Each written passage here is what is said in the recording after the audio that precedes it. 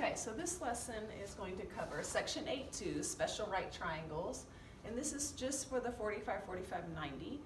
I'll do a separate one for the 30, 60, 90 triangles. So, to start with, to see where this comes from, these are just kind of shortcuts to figure out different side lengths without having to use the trigonometry or without having to use Pythagorean theorem.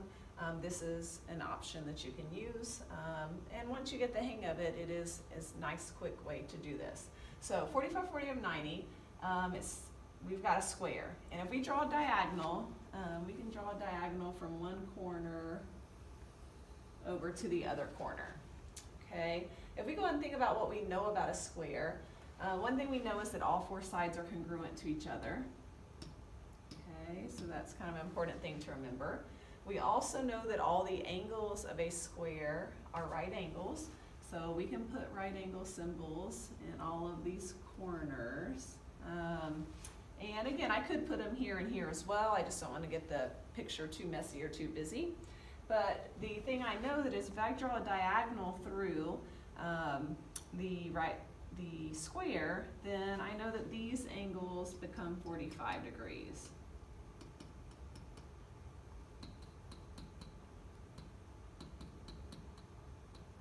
Okay, and that's where our 45, 45, 90 triangle comes from. If we go ahead and label, and we basically know that those are 45 because if this is an isosceles triangle and these two sides are congruent, we therefore know that these two angles, base angles, must be congruent to each other, and if that's already 90, then I know these two have to add up to 90 and they're both congruent, so they both have to be 45, and same thing going on over on this side of the triangle since it's symmetrical. All right, I can also, it says here, since it's a square, we can label all the sides X, so, you know, just like I said, all the sides are congruent. I can label them all the same variable since they're the same length. We'll label the diagonal D. So we have formed two isosceles right triangles, and we call this kind of triangle a 45, 45, 90 triangle. So now it says let's use the Pythagorean theorem to find the length of the diagonal with respect to the length of the sides. Okay, so I know you have room in your notes underneath here. I want you to be able to see the picture at the same time, so I'm going to do the work up here. So if we go ahead and write down our Pythagorean theorem that we talked about yesterday, okay, and if we plug in what we know, remember we said that the hypotenuse is always across the right angle, so in that case that's our D, and we're going to put X and X in for A and B. So we've got X squared plus X squared is equal to D squared.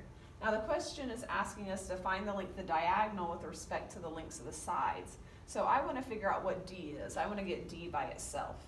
So first of all, I know that X squared plus X squared is 2X squared. Okay, and then if I want to figure out what just the D is, I know that I can take the square root of both sides.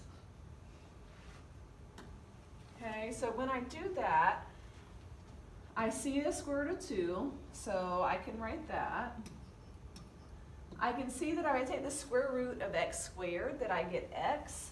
I'm going to stick the X in front of the square root of 2 just so it doesn't get lost behind and we're not wondering, is it under the square root or is it not under the square root? I know the square root of D squared is equal to D. So what this is telling me is that the diagonal is square root of 2 times bigger than whatever the X is, whatever the side length is. Okay, and that helps me. You see a blank underneath your notes down here that says the ratio of the sides is, and it kind of depends on what side is being asked for. The ratio of the sides,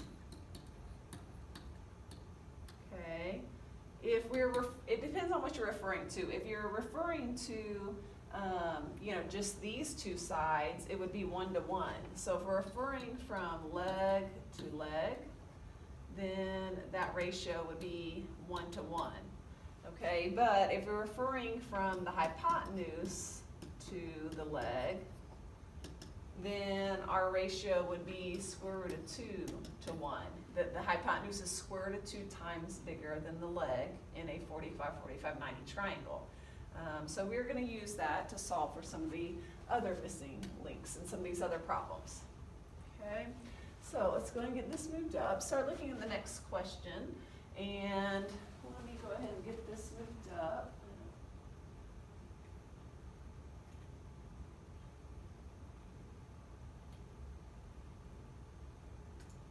Okay, so if we look at this problem next, it says in a 45, 45, 90 triangle, the length of the hypotenuse is square root of 2 times the length of the leg. And so that's just what they're showing you here. You know, again, if I know that the side lengths are n, if they are both the same, I therefore know they are congruent, and so therefore it's an isosceles triangle.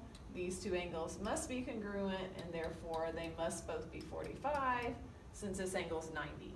And again, if I know it's a 45, 45, 90 triangle, then I know that the hypotenuse has to be square root of 2 times bigger than whatever the leg is. So I can use that down here. I can see that, all right, well, if these two sides are congruent, then again, these two angles must be congruent, and therefore, since that's already 90, these both have to be 45. I think it's helpful to think through that first. And then, okay, if I know that the leg is 4, we just said that the hypotenuse has to be square root of 2 times bigger. So I therefore know that this length has to be 4 square root of 2. We're leaving our answer in simplest radical form, and that's it. We don't have to set up a big equation and solve. It's just 4 square root of 2. It's bigger. All right, from there, if we go ahead and start looking at example 2 that's on the back side, then I can see here they gave me the 45 and the 45, so therefore I know that this length has to be 90. And once I do that, then I have to think about what I'm doing here. I know that the relationship between the leg and the hypotenuse is square root of 2. Okay? I know that the legs are congruent to each other. The thing that I need to think about is, if I'm going from the hypotenuse to the leg, am I trying to get a bigger or a smaller number? Okay? I'm trying to get a smaller number, so therefore I'm going to divide by square root of 2. So in this case, I know that x is equal to 6 divided by square root of 2. So here comes some algebra. You know, one of the things we learned in algebra is we're not allowed to leave a square root in the denominator. So to get rid of that square root in the denominator, we need to multiply by square root of 2 over square root of 2. If we do that, it's really just like multiplying by 1, so we're allowed to do that. But it helps get rid of that square root in the denominator. So here we end up with 6 square root of 2 over 2. Okay? Because if you remember from algebra that square root of 2 times square root of 2 is equal to square root of 4. Okay? But we know that the square root of 4 is 2. So it's kind of a little shortcut just to realize that if I have a square root times the same square root, it gives me that number without the square root. That's the shortcut version. So I end up with 6 square root of 2 over 2, and therefore I can get that reduced down. 2 goes into 6 3 times to 3 square root of 2. And that is what my two lengths here and here would be. Okay? All right, one more for this set of notes is example 3.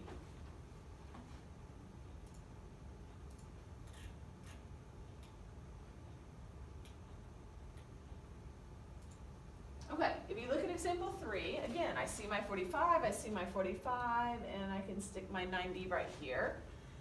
Again, I know my relationship between my leg and my hypotenuse of a 45, 45, 90 triangle is square root of 2.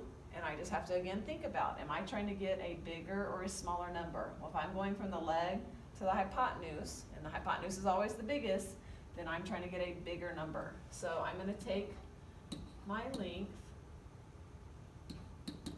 okay, and I'm going to multiply by square root of 2, okay, because I'm trying to get a bigger number. So if I do that, then if you remember from algebra, square root of 3 times square root of 2 gives me square root of 6.